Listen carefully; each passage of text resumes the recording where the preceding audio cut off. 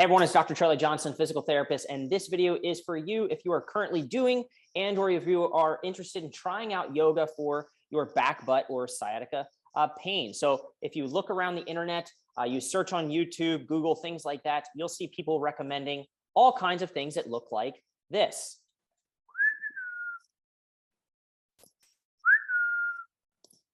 And so I want to take a moment and share with you my honest thoughts on doing yoga for sciatica and share with you the two biggest and most common issues I see people run into when doing yoga for sciatica, or really any form of pain relief. And before the haters start commenting and saying, Dr. Charlie, like, what do you have against yoga? I have no beef with yoga specifically, as I realize and understand that it's more than just poses and stretching. But let's be honest, the truth is that there are a lot of people trying yoga, doing yoga, poses, stretches, things like that, positions, whatever you want to call them, in hopes of relieving their back and or sciatica pain. So I wanted to create this video and share with you my thoughts so that you can decide if yoga is best for you if you're suffering with sciatica. Be sure to watch till the end because I'm going to share with you some key principles that I want you to start applying today, as well as some solutions to these yoga-induced problems.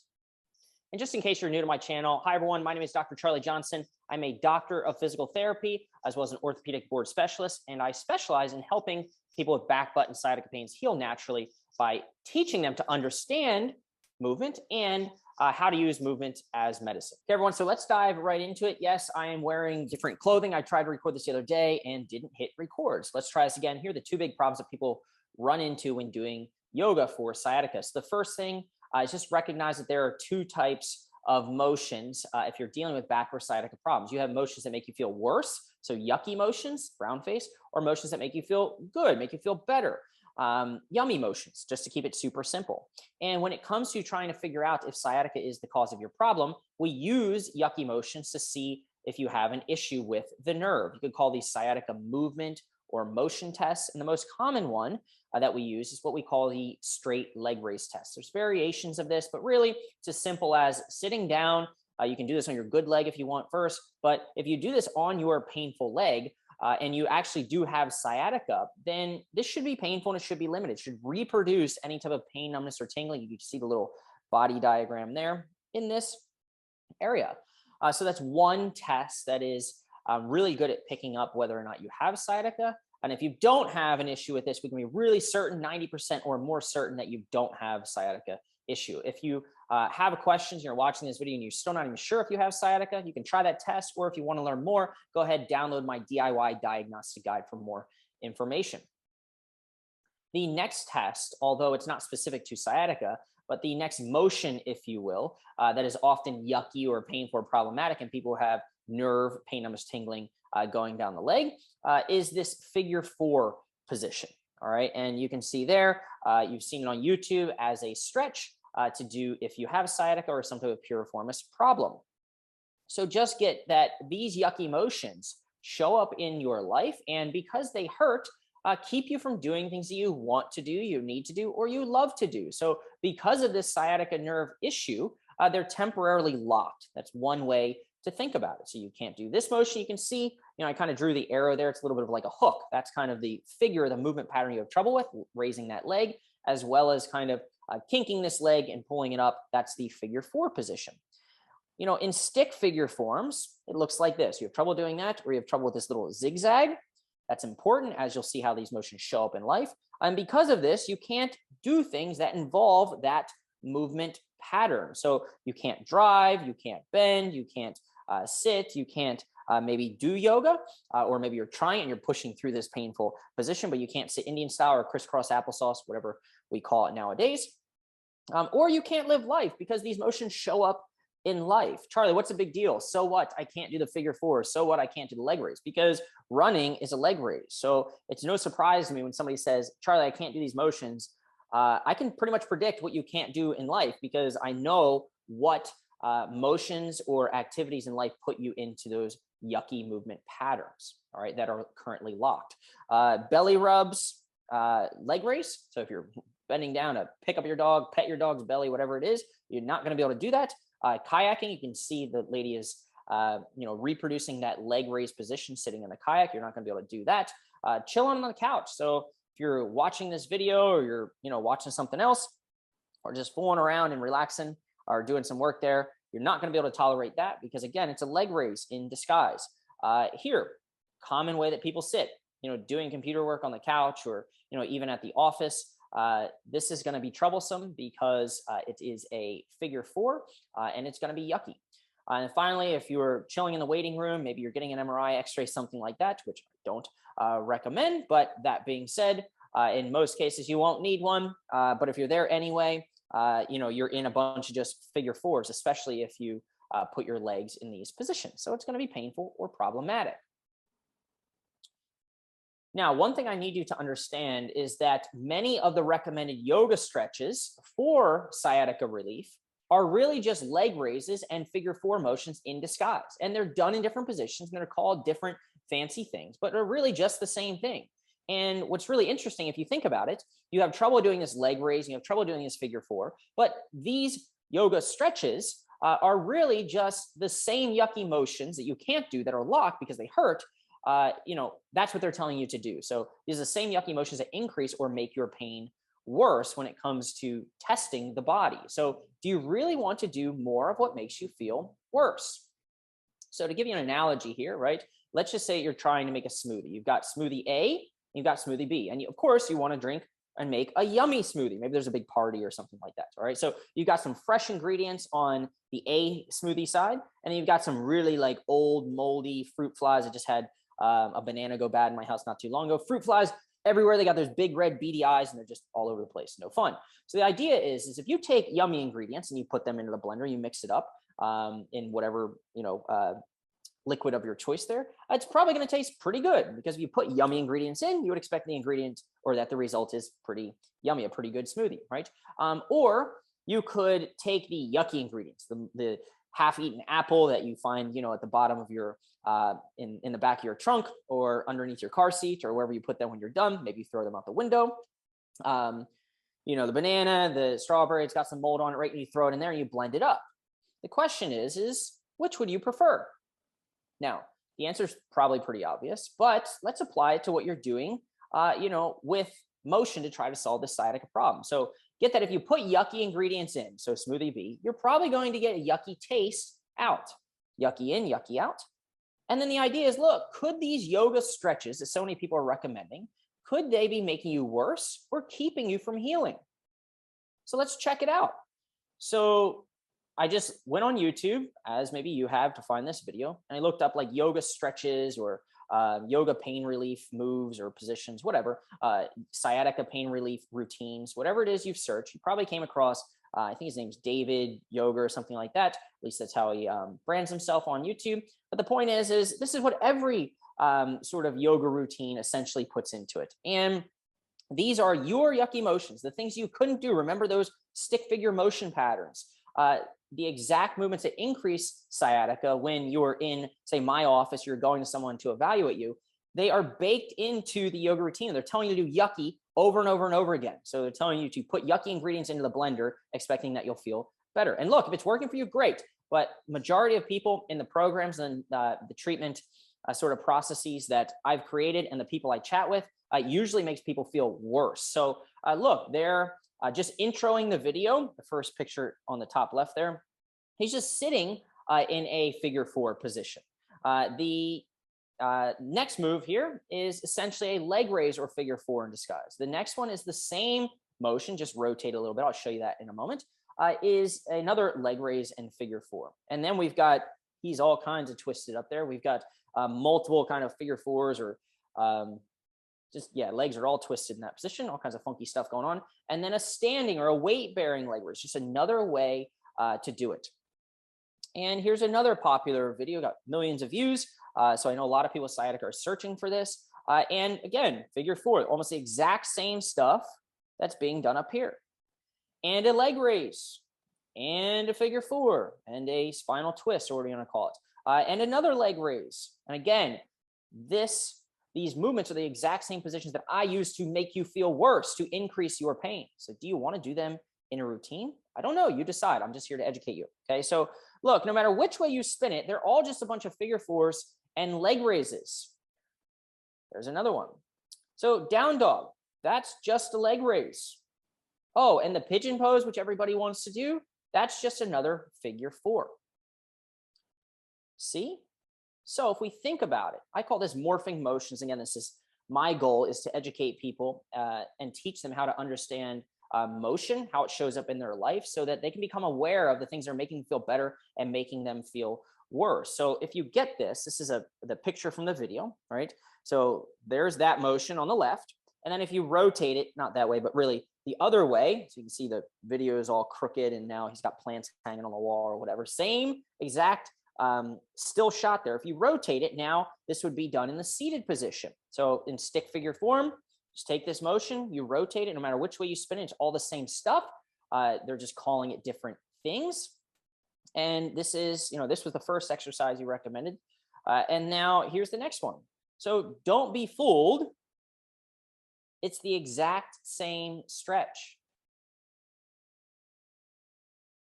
So what, Dr. Charlie? Who cares? I love yoga, right? That would be a bumper sticker or something like that. So this is why I care so much. So you can see here is a picture of me holding this book.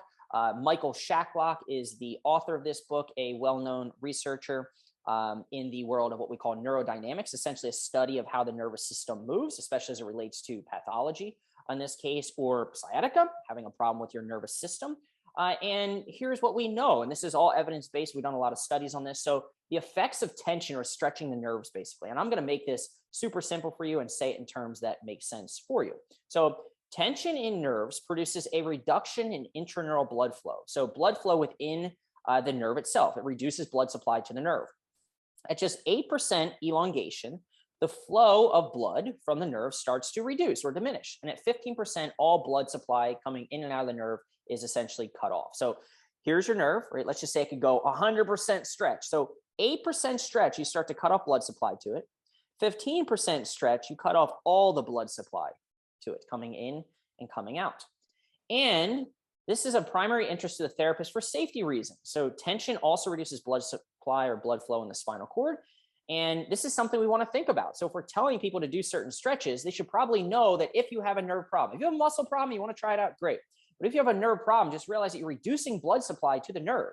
And I don't know about you, but I like blood supply. I like to be able to breathe and have oxygen flowing to me. All right. So get that. They say here, time is also an important factor in the amount of, or the amount of time spent in the stretch is also a factor as it relates to the blood supply in the nerve. So if nerves are held at only 6% strain, so like nothing, right, for 1 hour, nerve conduction, or the speed of which the impulses go down the nerve, reduces by 70%. If the duration of the stretch is increased, the greater ischemia or blood supply, inability for the nerve to get the oxygen and breathe that it needs, is even worse. And the longer the recovery time it will take. So clearly, the longer the nervous system or the sciatic nerve is held in an elongated or stretched position, the greater the likelihood of producing adverse effects, which is not a good thing. And so we really want to think about this. Okay. So again, I'm not just making this up. This is well documented, yet it seems like people want to continue to stretch an already angry and sensitized nerve. And it's just not a good idea in my experience for the majority of people. So that being said, in summary, problem number one that yogis run into, or people trying to do yoga for sciatica and or other pain relief problems, is that many yoga moves place you in the same yucky positions that make you feel worse. Multiplying yucky motions over and over again equals more yucky. The more yucky ingredients you put into that smoothie, probably the yuckier it's going to taste. Of course, Charlie, that makes total sense. Hopefully this is making sense to you. So this makes you feel even worse or prevents you from healing. So stretching nerves cuts off blood supply beyond as little as just 15% stretch. So it doesn't take much. If you don't have blood supply, then you don't have nutrients going to the nerve. If you don't have nutrients or you don't have oxygen, which is carried through the bloodstream to the nerve, then the nerves are not happy and you do not optimize the ability for that nerve to heal. It's as if, the nerve is wearing a mask. You're cutting off the blood supply and the oxygen to it. No fun. And unfortunately, I'll have to apologize in advance, but what happens is that if you've been listening to, a lot of these videos that talk about doing figure four stretches and doing nerve glides and hanging out in positions for, an extended period of time, a minute, 2 minutes, things like that, which reduces the blood supply. We just talked about that to the nerves. Then this is not meant to be a joke, but then you might be ending your session looking or feeling like this. So again, in one of the most popular yoga for pain sciatica pain relief videos, this is literally the last pose, because after you have stretched your nerve beyond its tolerance, reduce the blood supply and therefore the oxygen to it, you've probably made it very angry. And so the only way to recover from that is to assume this position, close your eyes, and hope that it just goes away. Now on to the second problem. So there's sort of 2A and 2B. There's a couple components to the second problem, is that if you're doing yoga for sciatica, there's just too many variables. And also, yoga places your body in extreme positions of motions on both ends of the spectrum. We'll talk about that in a minute. So first things first, too many variables. What do I mean by that? So I went online, and hopefully I'm allowed to use this, but I just took a snapshot of, what are the top yoga poses or stretches for sciatica? And you get all kinds of stuff, but they're very similar. So you've got some different stuff here: staff pose, pigeon pose, half fish pose, whatever that is. She's by a lake, so maybe that's the reason for it. I don't know. Point is that these are some common positions that you will run into if you're trying to relieve your sciatica by doing yoga. And the issue is, again, is that, if you're better, cool. If you're same, cool. If you're worse, cool. But there's just too many variables. Like, you'll never know if you are doing all these things, what is making you worse, or, what's working, what's not working. All right. So same thing that occurs if you go to like a traditional physical therapist or rehab professional, whatever. Again, I'm not saying that that anything is right or wrong per se. I'm just saying this is the way I try to break things down, because I want to be scientific about trying to help people get out of pain. And I want to have them understand what's working or what's not working. So it's very important that we come up with a systematic method to solve the problem. So if you've been given a sheet of exercises before, you see there's all kinds of different things. You'll never know which ones helped, which ones made you worse, or which ones kept others from working. Maybe one of these would have worked, but because you were doing, 6 others, it doesn't work. So it's something you just want to consider. So if you're finding this video interesting, insightful, a little outside the box, and you are open to new ideas, then go ahead, hit the subscribe button as well as the bell for notifications to be notified when I go live every week with new content about this back, butt, and or sciatica problem. Now let's talk about 2B. So the other component of problem number 2. So we talked about too many variables. Now realize that yoga places you on opposite ends of the movement spectrum. All right. So the extremes, if you will, of motion include your ability to move forward, so all the way bending your spine forward, and then all the way backwards. So in one move, you're moving completely forward, and you can see the two kind of motions there that I'm referring to. And the next moment, you're moving completely backwards. So now they're saying, hey, you went forwards, you moved your body forwards a couple of different ways. Now we want to go completely the opposite way, or the opposite way. And therein lies the problem, and the reason that so many people who are trying yoga and or trying exercise or movement to solve the issue are confused. So if you mix black, one end of the extreme, and then white, you get gray. And have you ever heard of living in the gray area? Yeah, no one likes it, right? Things aren't so clear, and people don't like living in a sort of gray area. All right. So everyone wishes things were more black and white. So I want you to stop mixing colors. I want you to start isolating variables. And the only way to do that is to stay focused and do less. And we'll talk more about that in a moment. So the first solution. So let's talk about solutions. We talk about problems, but I want to give you some actionable things you can actually do here to start to work through this and apply these concepts real time. So first things, what I want you to do, first things first, I want you to go through your yoga routine or your exercise routine, whatever, and mark each pose or move as either yummy or yucky. So just a quick hint here, if you're doing poses that hurt so good and you're pushing through them, then they still hurt. So they get a frown face in my book and they're yucky. So for example, if you said, Charlie, here's my sheet of exercise, here's what I'm doing, this is what I would do. I would say, mark them, do them, 1 or 2 reps, get an idea of what they feel like. And, next to them are the yucky or the yummy. So yucky, fish pose, cool, locust pose, great, cobra, spinal twist, great, knee on ankle, figure 4 thingy, not so good. So you've got like 3 yummies and 4 yuckies. All right. And while you could, modify some of the yucky poses to make them less yucky, and, you could absolutely try that if you want, the cleanest way, without chatting with you directly, is to just cross off the yuckies. Just get rid of them. And for the next 1 week, stick with the same routine and only do the motions that are yummy. Only do the motions that feel good. Only put yummy ingredients, fresh ingredients into the smoothie and see how it tastes. So basically, yummy in, yummy out is another way to think of it. So the second solution is to try an opposite approach. So again, yoga lives on the extreme of bending your spine forward and do a lot of forward-based motions from above with your back or from below by pulling your knees up. Either way, it ends up bringing your body and kind of folding into this C shape. There's nothing good or bad about that. But at the end of the day, just realize that if you've been trying a lot of that, then perhaps you want to, cut out the forward motions and only do the backwards motions in the routine. So try that. Or this is super common. If you have been doing yoga or if you're trying it, most of the motions involve stretching, right? So lengthening the body, taking point A and point B and pulling them further apart. Nerves, muscles, ligaments, whatever, tissues in the body, lengthening them or stretching them. The opposite extreme is to shorten them or to build up resiliency within the system by contracting the muscles and actually bringing them closer together. So basically, strength training is another way that you could think of it. And there's various ways to do that, but I'll just put you in that ballpark to start, okay? So a serious question here. I want you to think about this. When was the last time you saw a stiff yogi, a yoga instructor who could barely touch their kneecaps? You went into a yoga class and everyone was like super inflexible. Those are the people actually probably need it, potentially. But the idea is that people are naturally drawn to doing things that they're good at and that they're built for.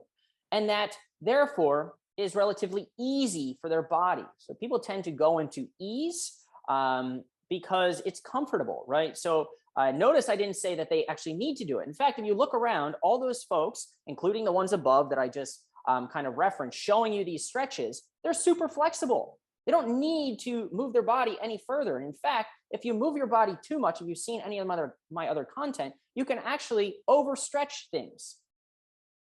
So applying to some other part of life, right? If you're super short, then you're probably not going to be the best fit. You could try, but for basketball, because Shaq, when he's like 7 feet tall, he's just going to like put the smackdown on you. Or if you were really fast, well, maybe you are best fit for track and field. So we see this in all areas of life. Yoga is no different. But again, realize that if you're doing yoga and you're super flexible and able to get into these positions, you probably don't need them. So instead of continuing to lengthen your tissue, which you might already be over lengthened, why don't you try to shorten it? Why don't you switch roles and say, all right, I know weightlifting is hard, but how can I learn more about that? So again, it uses opposites, living on the opposite end of the extreme. We talked about if you've tried forward, let's look backwards. If you've tried lengthening or stretching, maybe you don't need it. If you're able to do this stuff, maybe you ought to try to shorten the issue.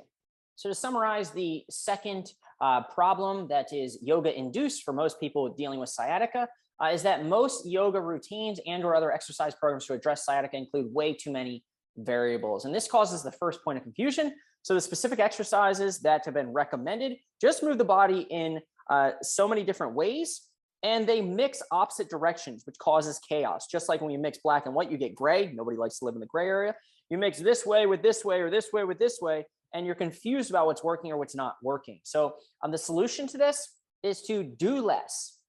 Just like we talked about, maybe start by cutting some things out or significantly modifying things, doing less, staying focused, maybe just working one direction or one approach, lengthen versus shorten. Listen to your body, tune into your body. The point of reviewing all this stuff and showing you how these motions are really just all the same thing in disguise of different poses or positions, things like that, is so that you can start to become aware of and understand motion, become aware of what body positions you are placing yourself in. That, oh, I didn't think, I got trouble doing this, but when I sit on the couch, that's an issue. I've got trouble doing this, and when I'm picking up tying my shoes or picking up a pencil or loading the dishwasher, that's why I can't do it. So the why is really important if you have this issue, because again, you are in your own body, so you're in the best place and position to solve your own problem if you know how to tune into it. So listen to your body. Know that there is no right or wrong way to do things. Don't be glued into that box. Try the opposite and think outside the box if what you're doing is currently not working. So does this make sense? Hopefully it does. If so, comment below. Let me know after trying sort of what I've recommended, what the result was. Let me know if you have any questions and or comments, or you just want to rag on me because you don't agree with my thoughts around yoga. Either way, again, nothing against yoga. That wasn't the point of this video. It was simply to show you that you need to be systematic, and that yoga a lot of times is too all over the place. Really, any exercise program is, and that you're doing these motions that I would use to increase your pain. And you have to ask yourself, do you want to be doing that as your solution? Do you want to put more yucky into the system, more yucky into the blender? And why would you expect then that it would make you feel better? So just some things to challenge your thought process. And obviously you can make sense of it for yourself and decide if yoga for your sciatica problem is the best fit for you. So if you found this video useful, outside the box, a little bit different, as well as somewhat funny at times, and you want to learn how you can solve your problem naturally so that you don't need to rely on pills, shots, or surgery, and so that you can be in control, so you can understand how you can use movement to solve your problem and what that looks like in your life and what your options are naturally, then go ahead, hit the subscribe button as well as the bell for notifications so that you get alerted every week, and comment below. Let me know what you thought. I'd love to help you out. Until next time or next week, thanks everyone. Chat soon.